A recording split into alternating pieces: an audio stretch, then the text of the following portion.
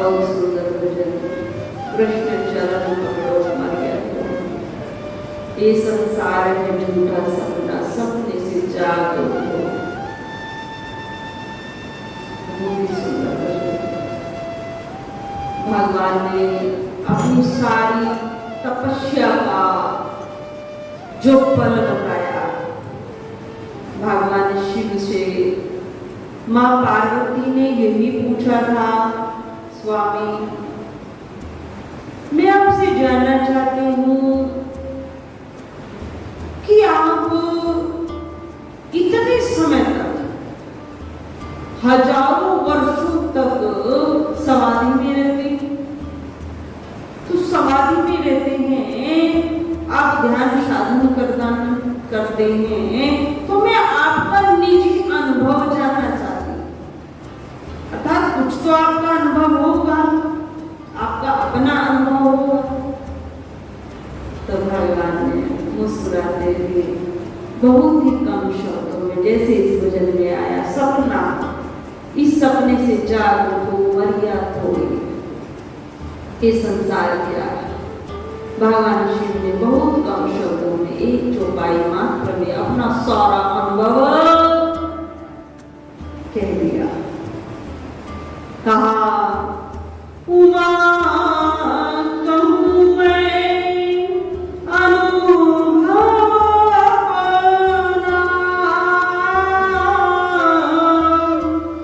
सत हरि भजन जगत सब सपना, राम सिया राम सिया राम जय जय राम, राम सिया राम जय जय। कहानी सत्य हरि भजन जगत सब सपना। यदि कोई सत्य है तो वो परमात्मा है, ईश्वर है, और ये सब जगत जो हमें दिख रहा है, भास रहा है, सब कल्पना मात्र है, सब एक सपना, सब विलीन होने वाला है, सब नष्ट होने वाला है। यदि वास्तविकता है तो वो केवल ईश्वर की, शाश्वत यदि कोई है तो वो ईश्वर है, सत्य। उसी प्रकार इस भजन में आया, कथा चल रही है भक्त मार्ग पर। श्री नामदास जी महाराज ने अपने चरित्र को रखा, कैसे मुझे प्रेरणा मिली इस ग्रंथ को रचने के लिए, कहाँ से प्रेरणा मिली और कैसे मैंने इसकी रचना। 24 अवतारों की कथा को हमने सुना, आगे भक्तों के चरित्र को सुना, और भक्तों के चरित्र में सर्वप्रथम श्री नाभादास जी महाराज ने भगवान के 12 भक्त प्रधानों को रखा। विभिन्न श्रेणी के भक्त हुए, जैसे गीता जी में आया है ना, सांख्य योग अलग है, भक्ति योग अलग है, कर्म योग अलग। उसी प्रकार भक्त भी अलग अलग है। जिस प्रकार भक्त भगवान को भजता है, भगवान भी उसी अनुसार उसको प्राप्त होते। कोई ज्ञान मार्गी, कोई भक्ति मार्गी है, और कोई कर्म मार्गी। तीनों के द्वारा भगवान की प्राप्ति संभव है। तीनों मार्ग के द्वारा हम अपना कल्याण कर सकते। तो सर्वप्रथम श्री नाभादास जी महाराज ने 12 भक्त प्रधान को रखा।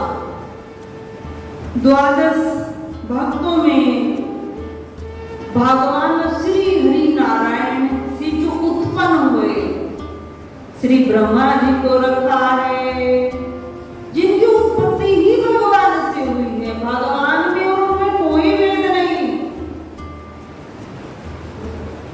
शंकर जी को रखा है, शंकर जी का सारा चरित्र वृत्तांत उसमें बताया, बहुत लंबी कथा।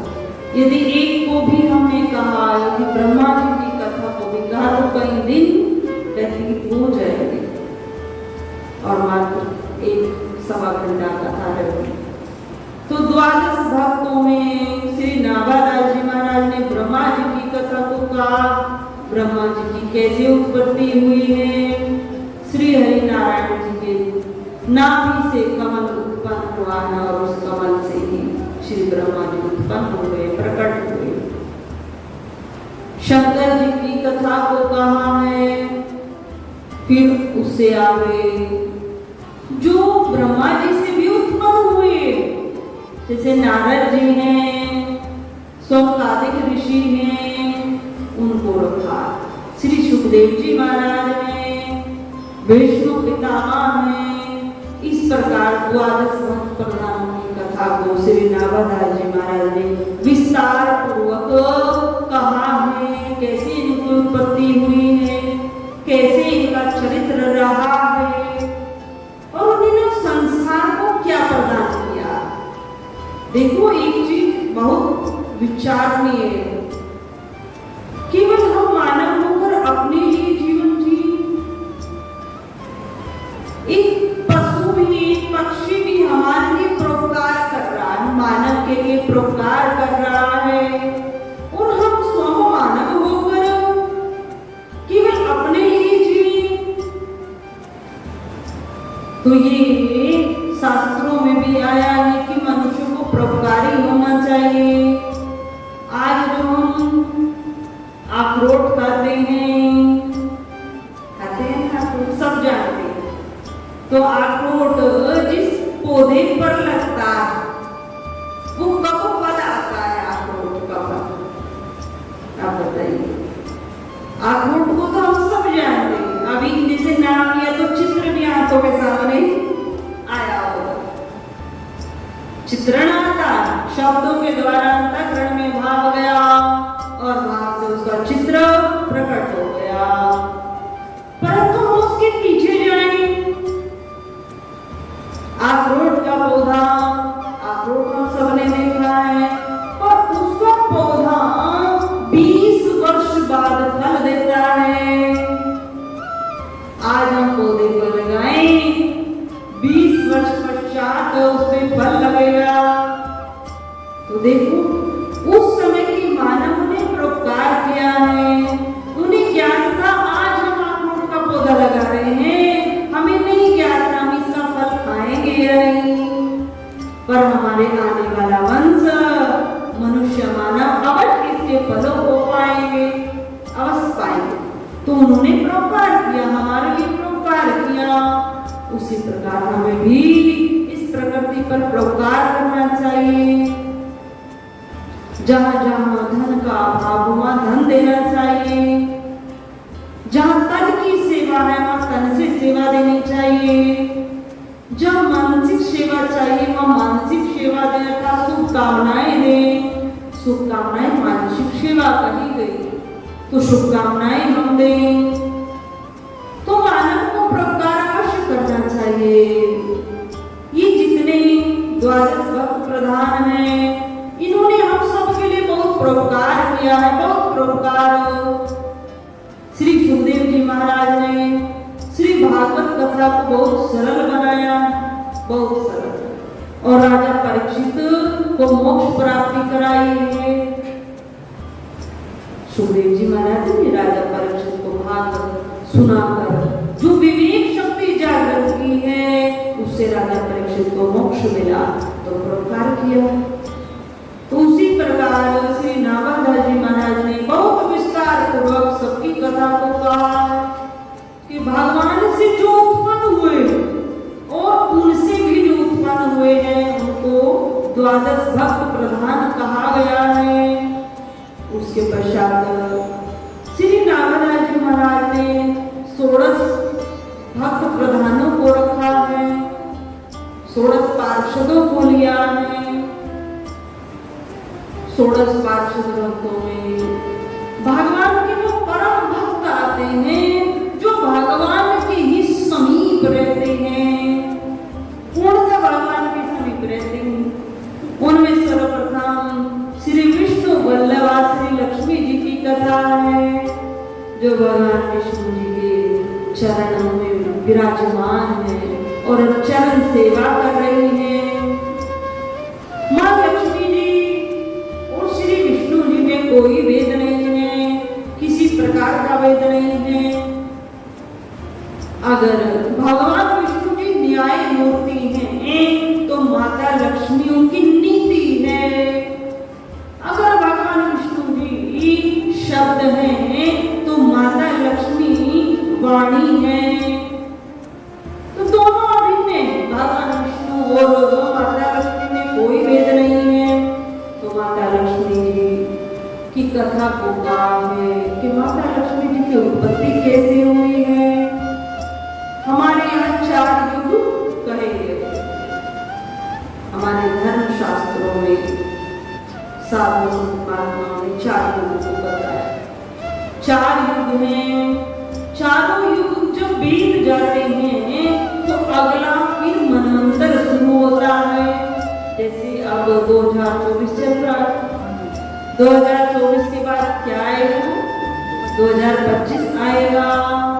तो ऐसे मनवंतर बदल जाएगा, मनवंतर आएगा, पर उस मनवंतर की संख्या बदल जाएगी। कल्पों तक मनवंतर होते हैं, 1000 वर्षों तक मनवंतर होते हैं। तो उसी प्रकार भगवान की लीलाएं होती रहती। हम कहीं एक ही युग में भगवान की लीला नहीं, कलयुग वर्षों पहले भी आया था और चला गया, मनवंतर बदल गया, फिर से मनवंतर बदलेगा, फिर से राम जी इस धराधाम पर आएंगे, फिर से कृष्ण जी इस धराधाम पर आएंगे, विभिन्न प्रकार की लीलाएं करेंगे। और उन लीलाओं में कुछ अंतर हो जाएगा, इतना रहता है। लीला उसी प्रकार रहती है, पर उस लीला में कुछ अंतर हो जाता है। अब उसी अंतरों से ग्रंथों में भेद पाया जाता है। कई ग्रंथों में ऐसा आया है, जो नास्तिक मनुष्य होते हैं ना, बस वो ऐसे प्रश्नों को नोट कर लेते हैं। बस यही पूछना है, जो भी साधु मिल जाएगा ना, उससे जाके यही पूछेंगे कि एक ग्रंथों में तो ऐसा लिखा है कि भगवान कृष्ण का राधा जी से विवाह हुआ था, और जो हम पढ़ते हैं उसमें ऐसा नहीं है, उसमें रुक्मणी जी से विवाह हुआ है। तो ये क्या है? अब उनको कौन समझे, क्योंकि वो इसी प्रश्न को लेकर आए हैं। तो फिर जितना विवेक प्रदान होता है उसको कहते हैं, समझाते हैं। आप समझ में आए तो अच्छा, नहीं आए तो अच्छा।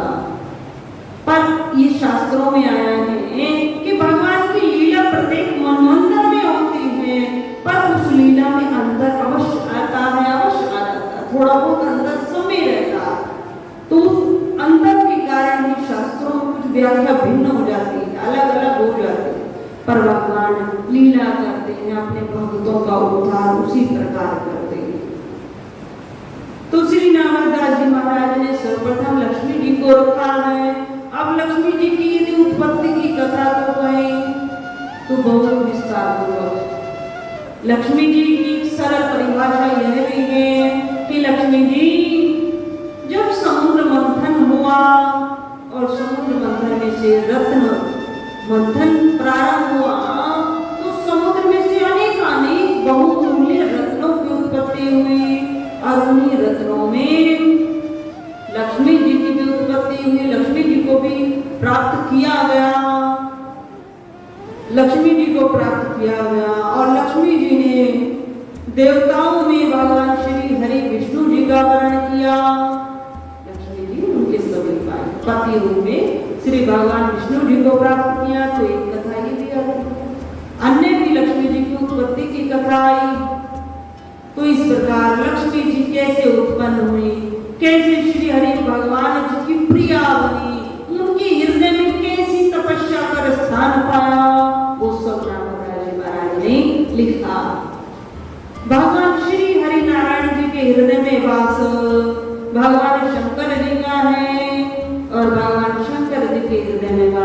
श्री हरि नारायण जी का।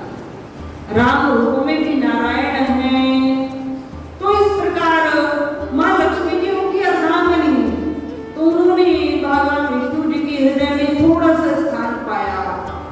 वो स्थान भी बहुत तपस्या कर पाया, सामान्य तरीके से नहीं पाया माता, बहुत बड़ी तपस्या उन्होंने की है, तब जाकर वो स्थान उनको मिला।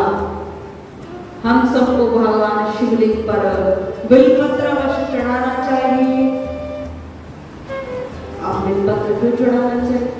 अब देखो 3 पत्ते हैं, पर हरे 3 पत्तों में इतना क्या बल है जिसपे भोरा बदल है। उन हरे 3 पत्तों में इतना क्या बल है जिसपे भोरा बदल है। भजन गाती माताएं बहुत सुंदर, परंतु वो साधारण पत्ता नहीं। माता लक्ष्मी जी ने जब भगवान की हृदय में स्थान को पाया, तो संपूर्ण हृदय में भगवान शिव जी विराजमान है। भगवान नारायण ने कहा, देखो देवी, ये शिव जी जब हटेंगे तभी तो तुम आओगे ना। अब शिव जी ही हमारे हृदय में वास कर रहे हैं, तो शिव जी विश्राम लेंगे, दूरी पर जाएंगे, तभी तुम्हारा आवास मेरे हृदय में होगा। और प्रत्येक अर्धांगिनी चाहती है कि मेरे पति के हृदय में मेरा वास। प्रत्येक जो नारी है, पतिव्रता नारी है, वो यही चाहती है। वो सुख दुख सब सहन कर जाती है, सारे कष्ट सहन कर जाती है, बस जो मेरे पति देव हैं वो मुझे आदर दें, वे मेरा सम्मान करें, मेरे शब्दों को महत्व दें, यही चाहती। तो लक्ष्मी जी ने कठोर तप किया, भगवान शिव जी प्रसन्न नहीं हुए। भगवान श्री हरि नारायण जी ने कहा था, शिव को प्रसन्न करो और भगवान शिव से ही अपने स्थान को प्राप्त करो। नहीं प्रसन्न हुए तो लक्ष्मी जी ने अपने अंगों की आहुति को यज्ञ में डालना प्रारंभ किया। अब अपने शरीर के अंगों की आहुति को डाला, तो भगवान शिव जी प्रकट हो गए और प्रकट होकर कहा, माँ ये आप क्या कर रही है?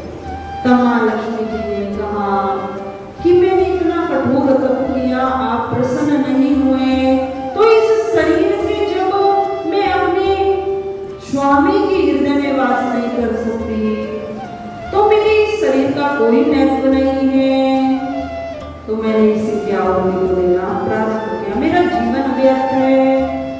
तब भगवान ने कहा, आपने जो मांगा है, अब मैं भगवान श्री हरि नारायण का भजन करता हूँ और उसी के कारण मैं उनके हृदय में वास पाता हूँ। माँ, आपने बहुत दुर्लभ वस्तु भगवान से कही है, उनके हृदय में स्थान मुझे मिले, तो इसलिए आपका तप भी कठिन रहा है। पर माँ, अब मैं कहता हूँ कि आपका जो ये आपने तप किया, जो साधना की है, ये व्यर्थ नहीं जाएगी। और ऐसा कहा गया है, एक कथा बिलपत्र की यहाँ पर आई है कि जो माँ ने अपने अंगों की आहुति यज्ञ में डाली थी, वहां से बिलपत्र का पौधा उत्पन्न हो गया। क्योंकि माँ लक्ष्मी ने कहा, हे भोलेनाथ, संसार आपको भोले बाबा कहता है, अति भोला कहते हैं आपको, कि आप एक जल की रोटियां मात्र से प्रसन्न हो जाते हैं। जो अन्य देवी देवताओं पर नहीं चढ़ाया जाता, वो आप पर चढ़ा दे तो आप प्रसन्न हो जाते। आपको इतना सरल देवता कहा गया, फिर आपकी पूजा इतनी कठिन क्यों? संसार में प्राणी आपको कैसे प्रसन्न करेंगे? आने वाले समय में, कलयुग के समय में कैसे मनुष्य आपकी भक्ति को पाएंगे, आपको प्रसन्न करेंगे? तब भगवान शिव ने समस्त शब्दों पर ध्यान देते हुए कहा, देवी माँ, आपकी ये जो तपस्या है व्यर्थ नहीं जाएगी। यहीं से बिलपत्र का पौधा उत्पन्न हुआ और कहा कि इस बिलपत्र के जो पत्ते जो मुझ पर अर्पित करेगा, और 3 पत्तों का एक बिलपत्र माना जाता है। देखो, डंठल निकल कर आती, उस पर 3 पत्ते लगे, अगर उस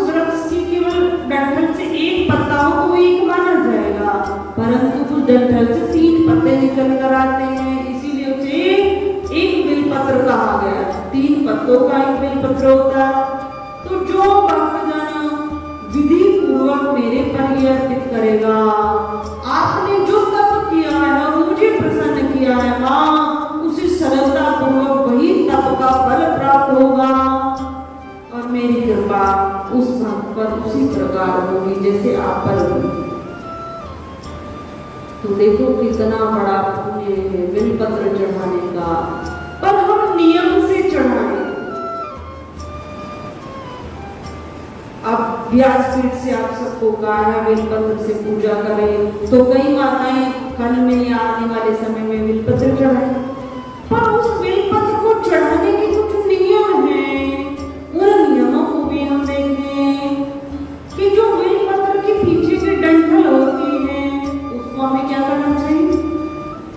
हटाना चाहिए, उसको तोड़ देना चाहिए।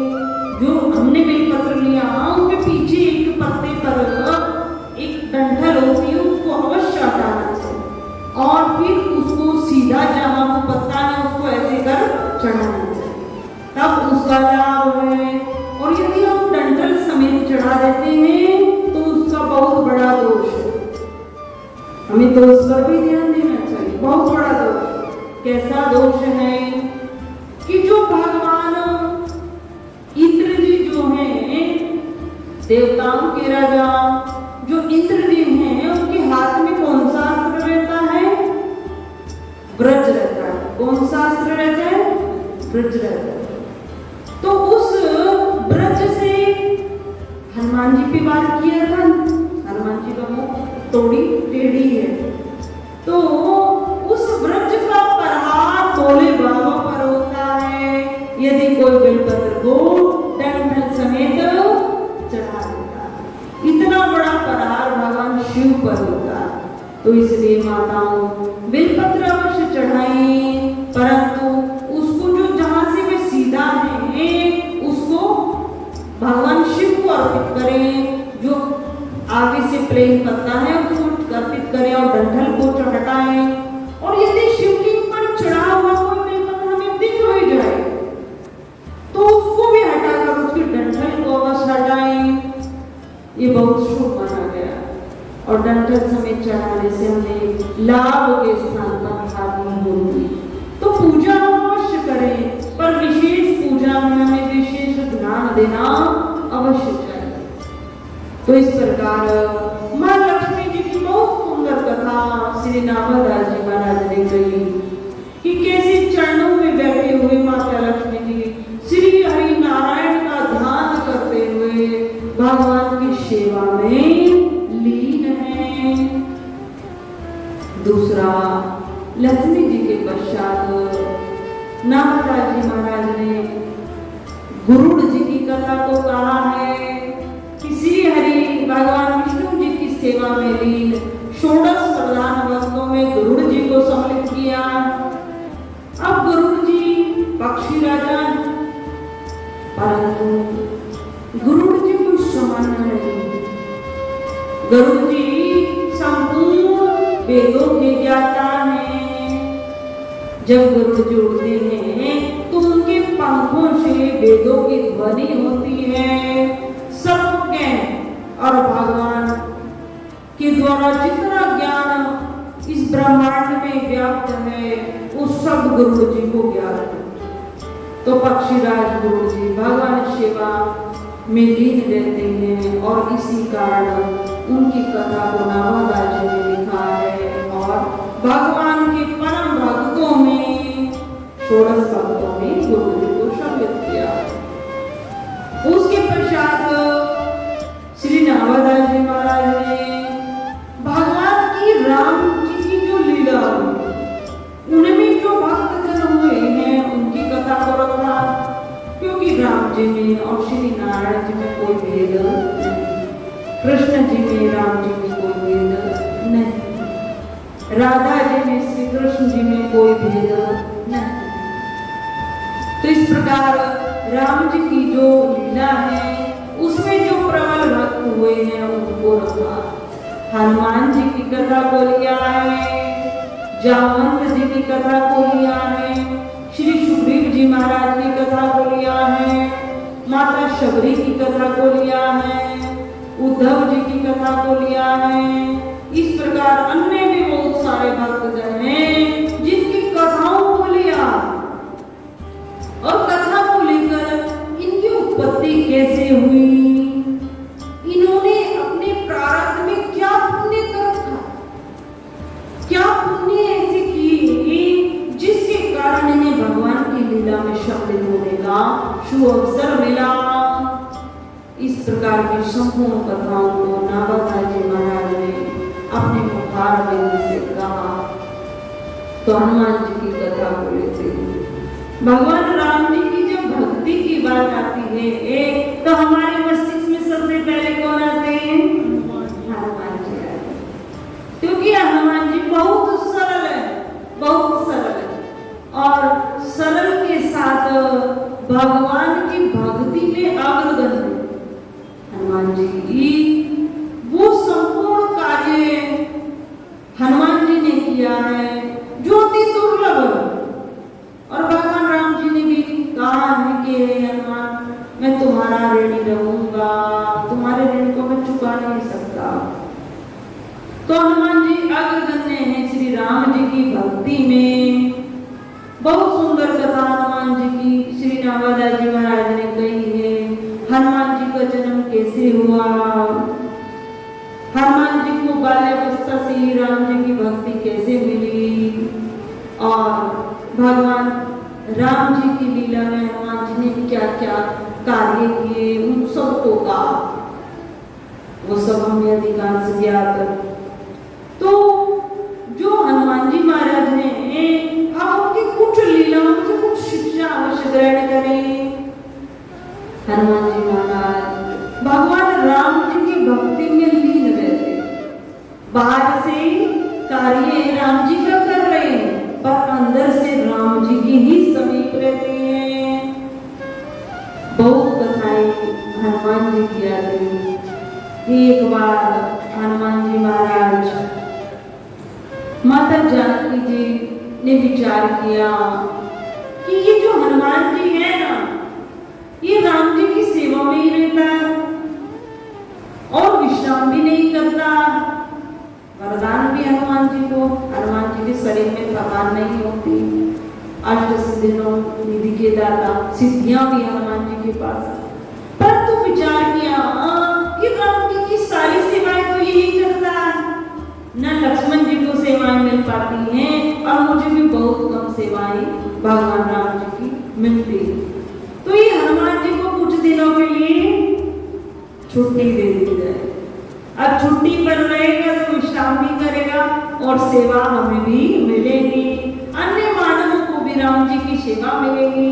तो हनुमान जी को छुट्टी दे दी जाए। अब हनुमान जी को छुट्टी मिल जाए राम जी की सेवा से, ये संभव नहीं। आप ऐसा विचार कर जानकी माता ने लक्ष्मण जी को साथ में लिया और अपनी युक्ति को समझा दिया। हनुमान जी को छुट्टी दे दी और एक सूची बनाई गई। अब उस सूची में राम जी की जितनी सेवाएं हैं उनको रखा गया, क्रमबद्ध तरीके से सारी सेवाओं को सूची में लिखा गया। सभी सूची में सेवाएं आई और लेकर उस सूची को मां जानकी जी कहने लगी हनुमान जी से, ये हनुमान जी तुम भगवान के अति प्रिय हो, ये मैं जानती हूँ, और भगवान तुम्हारे प्रिय हैं ये भी मैं जानती हूँ, पर हनुमान जी मैं चाहती हूँ तुम कुछ विश्राम करो। अब राम जी की जितनी सेवाएं हैं ना, हमने ये सूची बनाई है, इसके अनुसार उस सेवा उसी को मिलेगी जिसकी नाम से सूची में जो टाइम रखा गया। तो कुछ समय विश्राम करो। तब हनुमान जी उदास हो और हनुमान जी ने कहा मां एक बार मुझे ये सूची दिखा दीजिए, बस एक बार दिखा दीजिए। अब जहां चाह होती है वहां अवश्य मिल जाती है। अब हनुमान जी ने कहा मां बस एक बार दिखा दीजिए। अब हनुमान जी ने उस सूची को लिया और सूची को देखकर पढ़ने लगे। बहुत लंबी सूची, 100 सेवाएं, अन्य सबको दी गई, पर हनुमान जी का उसमें कोई नाम नहीं था, कोई नाम नहीं। अब हनुमान जी ने विचार किया मेरा कोई नाम नहीं, तो हनुमान जी ने कहा मां एक बहुत शुभ कार्य है जो राम जी की सेवा का, वो इसमें नहीं लिखा है, और आपने सारी सेवाएं अन्य जितने घर के सदस्य सबको बांट दी, पर एक कार्य विशेष है। अब मां ने कहा जानकी जी ने कौन सा कार्य शेष रह गया? तब हनुमान जी ने कहा मां जब मेरे भगवान विश्राम करेंगे, अब विश्राम करेंगे और जब वो जगेंगे, जब मां जगने से पहले उनको जुबाई आएगी, तो जब जुबाई आएगी तो चुटकी कौन बजाएगा? अब जब जुबाई आएगी तो चुटकी कौन बजाएगा? जिससे ज्ञात हो जाएगा राम जी उठने वाले हैं, राम जी जगने वाले हैं, या राम जी को निद्रा आ रही है। चुटकी बजेगी, जुबाई आएगी तो आलस आएगा, अब शयन के लिए जाएंगे।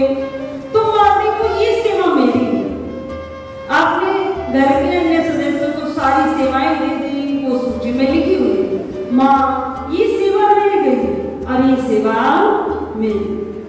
तो माँ मन ही मन मुस्कुराई, हे हनुमान तुमसे कोई बच नहीं पाएगा, तुम्हारा बुद्धि में भी विवेक इतना प्रबल है कि तुम्हें हम क्या चाह रहे थे, माँ क्या चाह रहे थे कि हनुमान जी को छुट्टी दी जाए, पर हनुमान जी ने कौन सी सेवा का अनुसरण किया कि 24 घंटे में भगवान राम जी के मुखारविंद का दर्शन होता है और राम जी के समीप रहने का अवसर मिला है। तो राम जी के समीप भी रहेंगे और मुखारविंद का दर्शन भी करेंगे। इतनी सुंदर सेवा को हनुमान जी ने लिया, तो जहाँ चाह होती है हमारा अवश्य मिल जाती है। इतने परम भक्त हनुमान जी राम जी के हैं, और इसी प्रकार की कथा और भी आती हैं, क्योंकि हनुमान जी महाराज अन्य सभी विभीषण जी, जामवंत जी, सुग्रीव जी, जब भगवान का राज तिलक हुआ, रावण का वध हुआ, उसके पश्चात अयोध्या जी में आए हैं, राज सिंहासन पर बैठे हैं। उसके पश्चात भगवान जी ने इन सबको सबके स्थान पर भेज दिया, सबको उपहार दिए, विभिन्न प्रकार के उपहार दिए, और उपहार देकर भगवान ने केवल एक सम्मान दिया। जब कोई किसी को उपहार देता है ना, तो उसमें हम ये ज्ञात नहीं करेंगे कि कितने मूल्य का है, उसमें हम ये देखेंगे कि इतने व्यक्तियों के बीच, अर्थात इतने व्यक्तियों के मध्य मुझे ये पुरस्कार मिला है, तो मेरा कोई तो गुण श्रेष्ठ है। तो इस प्रकार भगवान ने उन सबका सम्मान किया, उपहार किया, उन सबको भेज दिया। वहां भी बहुत सुंदर कथा आती है कि हनुमान जी ने अपने हृदय में ही भगवान राम जी का दर्शन सबको कराया, क्योंकि विभीषण ने हनुमान जी को ये कहा कि तुम राम जी की भक्ति तो हम सब करते हैं, हम सब करते हैं, पर तो जो माता जी ने तुम्हें उपहार दिया है, सीता जी ने दिया है, उसका तो सम्मान करो। पर राम जी ने वहां भी बहुत सुंदर कथा, तो राम जी ने, हनुमान जी महाराज जी ने वहां भी राम जी के दर्शन अपने हृदय में कराए कि मेरा जन्म ही राम काज के लिए हुआ है, मेरे प्रत्येक रूप में राम बसे हैं, यदि मेरे किस शरीर में राम नहीं है तो मेरा शरीर व्यर्थ है। इस प्रकार जैसी छवि सिंहासन पर माँ जानकी और राम जी की थी, उसी छवि का दर्शन अपने हृदय में हनुमान जी महाराज ने कराया। उस प्रकार भगवान राम जी ने सबको सबके स्थान पर भेज दिया, पर हनुमान जी थे ना, हनुमान जी को नहीं भेजा। हनुमान जी ने भगवान राम जी के चरणों की भक्ति को ही मांगा, और हनुमान जी महाराज अयोध्या में ही रहकर राम जी की सेवा करते थे। और उसमें एक कथा सिंदूर की भी आती है कि माता जी को हनुमान जी वह सिंदूर डाल रही हैं, मांग में सिंदूर लगाती हैं जो स्वागत माताएं। अब हनुमान जी बहुत वानर में चपलता भी बहुत है, तो तब देखा मां श्रृंगार कर रही है। हम सब ने कई बार सुना कथा को, बहुत रस आता है। मां को देखा, मां को भी सिंदूर लगा रही है, लाल रंग का कुछ पदार्थ सिंदूर में लगा रही, सर में लगा रही। तो पूछा, अपनी बुद्धि अनुसार पूछा, सरल व्यक्ति होते ही कैसे वो पूछ लेते। पूछा तो मानेगा, बहुत सरल शब्दों में उत्तर दिया, हे हनुमान जी, तुम्हारे राम जी इससे प्रसन्न होंगे, उनकी प्रसन्नता के लिए, उनकी दीर्घायु के लिए, उनकी यश और कीर्ति के लिए ये मैं सिर में सिंदूर लगा रही हूं। उनकी यश और कीर्ति के लिए, दीर्घायु के लिए, उनकी प्रसन्नता के लिए।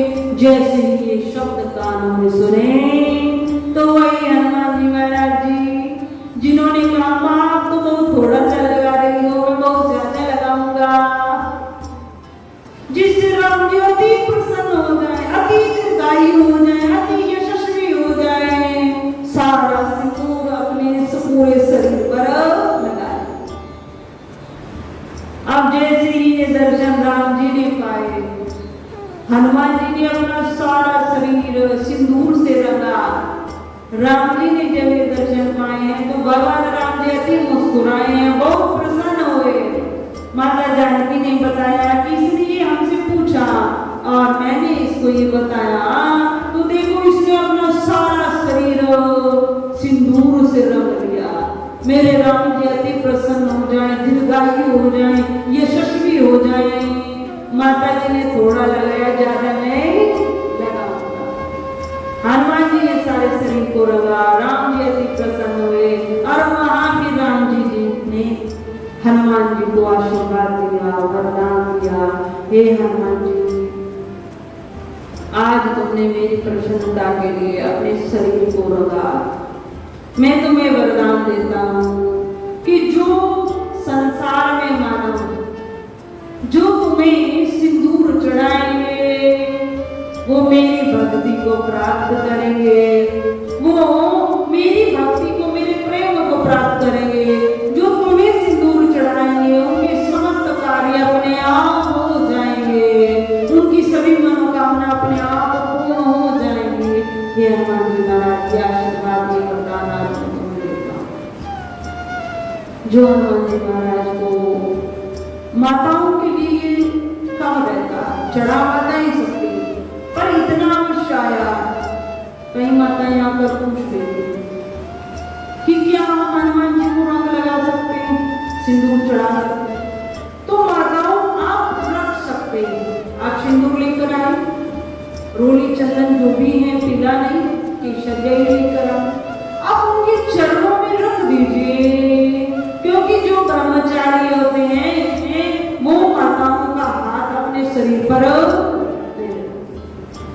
हनुमान जी हमसे ईर्ष्या नहीं करते हैं माताओं।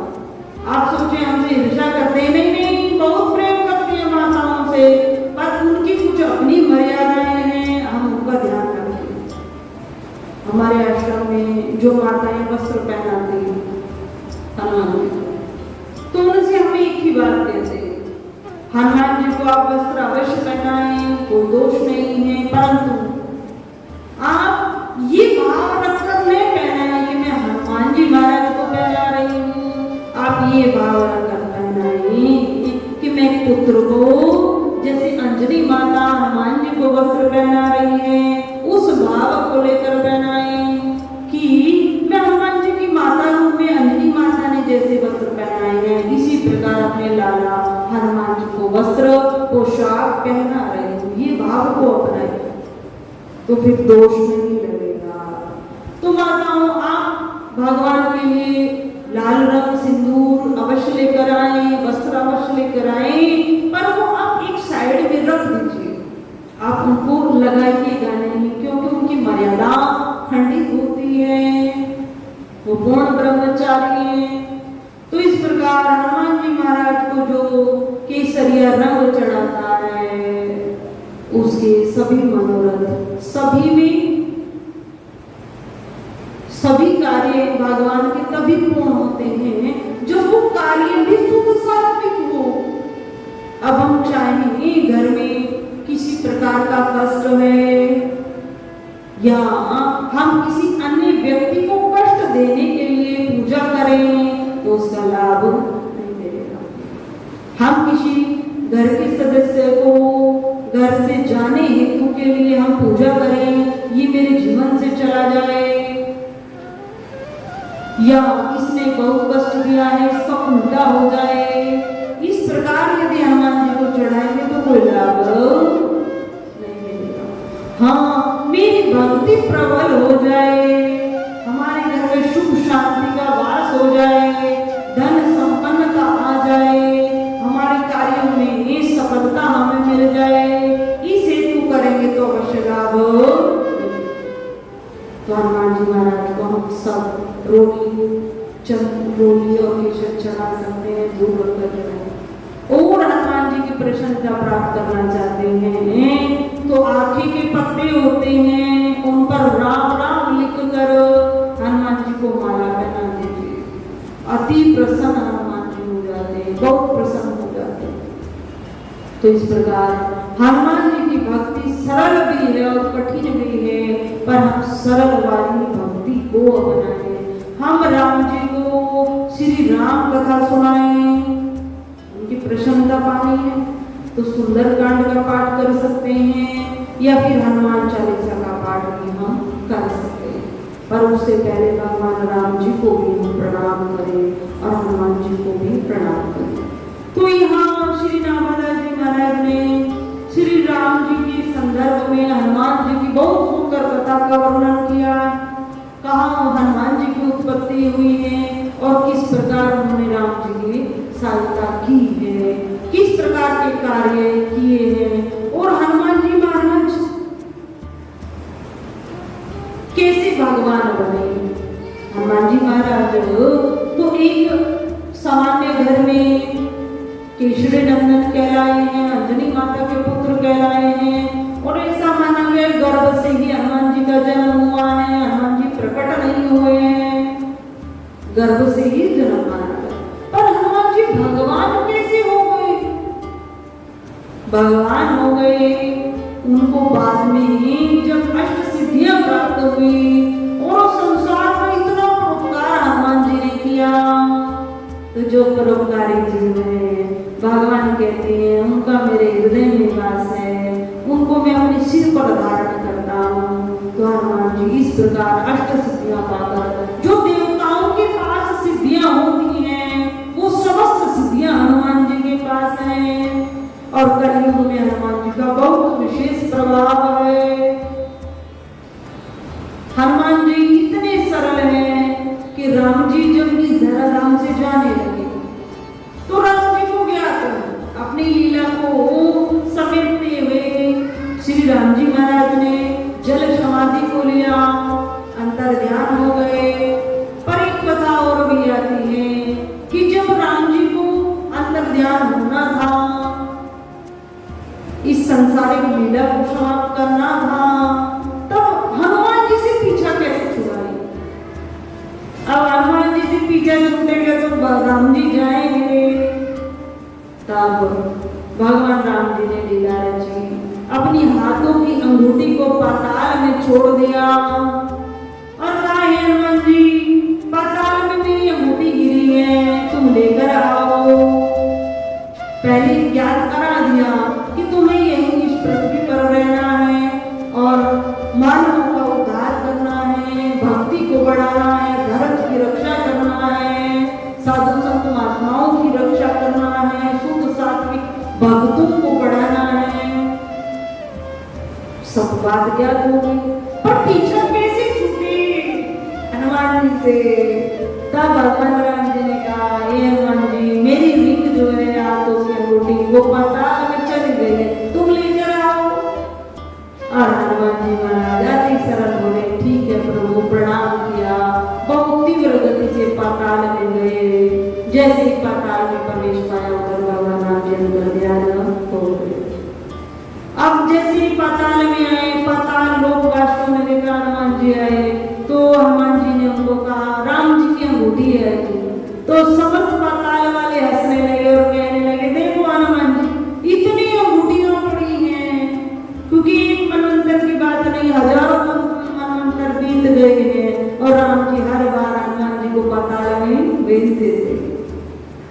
तो इस प्रकार हनुमान जी अत्यंत भगवान के अनन्य भक्त हैं, जिसका एक क्षण भी बिना राम जी की भक्ति के व्यतीत नहीं होता। इस प्रकार के हनुमान जी परम भक्त हैं। आगे नवराज जी महाराज ने शबरी जी की कथा को कहा कि शबरी जी कहाँ पर उत्पन्न हुई है, कैसा उनका स्वभाव रहा है और कितनी कठिन परिस्थिति में रहकर उन्होंने भगवान को पाया है। अब शबरी माता की कथा से हमें बहुत प्रेरणा मिलती, कल उस पर चर्चा रहे। जिसका नाम ही शबरी है, जिसके अंदर संतोष भरा, धैर्य भरा है, उसी का नाम शबरी है। वो शबरी तो जा चुकी है, पर उनकी व्यक्तित्व, उनके गुण हम सबके अंदर आ जाए, कल उस पर चर्चा रहे। तो हनुमान जी की कथा बहुत सुंदर है, नावादाल जी महाराज ने बताई। अगर और ज्यादा विस्तार से कहोगे तो कल किसी में व्यतीत होगी। आइए हम सब मिलकर हनुमान जी का ही एक भजन करें। बोले श्री बजरंगबली हनुमान की जय। कलियुग में सिद्ध हुए देव तुम्हीं, हनुमान तुम्हारा क्या कहना।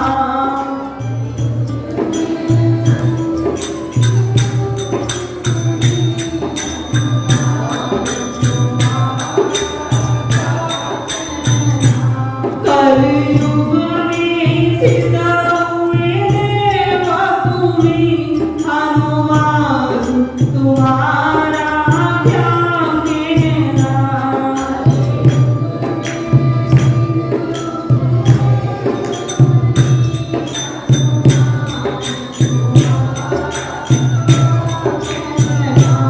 हनुमान तुम्हारा क्या कहना।